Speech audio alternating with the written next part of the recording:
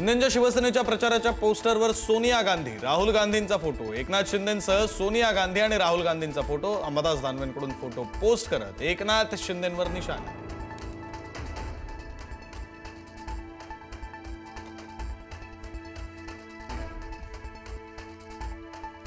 निलेश राणेंची भाजप कार्यकर्त्यांच्या घरावर धाड, भाजप कार्यकर्त्याच्या घरात पैसे असल्याचा आरोप, भाजप कार्यकर्त्याच्या घरी फेसबुक लाईव्ह करत भांडाफोड, निवडणुकीत पैशांचा खेळ सुरू असल्याचा आरोप।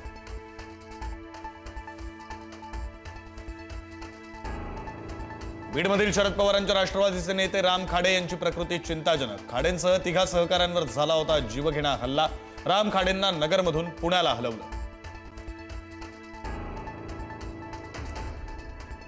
अंबरनाथमध्ये 24 तासात 2 हल्ल्यांच्या घटना, भाजप उमेदवाराच्या भावावर शिवसेना कार्यकर्त्यानं कोयत्यानं हल्ला केल्याचा आरोप, तर शिंदेची शिवसेना आणि काँग्रेसच्या उमेदवारांमध्ये हाणामारी, शिवसेना उमेदवार सुनील सोनी जखमी।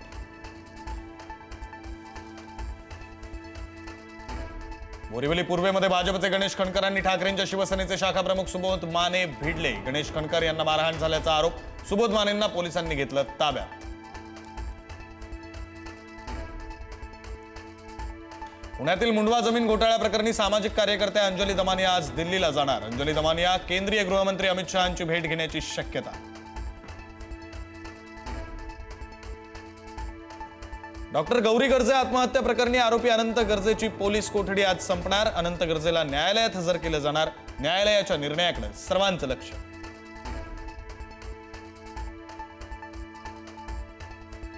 मुख्यमंत्री देवेंद्र फडणवीसांची तोफ आज बदलापुरात धडाडणार, बदलापुरातील छत्रपती शिवाजी महाराज क्रीडांगणात होणार फडणवीसांची जाहीर सभा, नांदेड आणि हिंगोलीतही फडणवीसांच्या जाहीर सभा।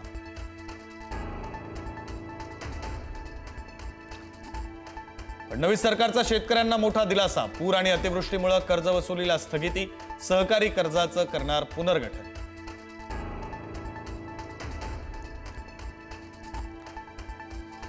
नाशिकच्या तपोवन येथील प्रस्तावित वृक्षतोडीच्या निर्णयाविरोधात आज मनसेच्या विद्यार्थी संघटनेकडून आंदोलन, तपोवनमध्ये मनविसे करणार वृक्ष बचाव आंदोलन।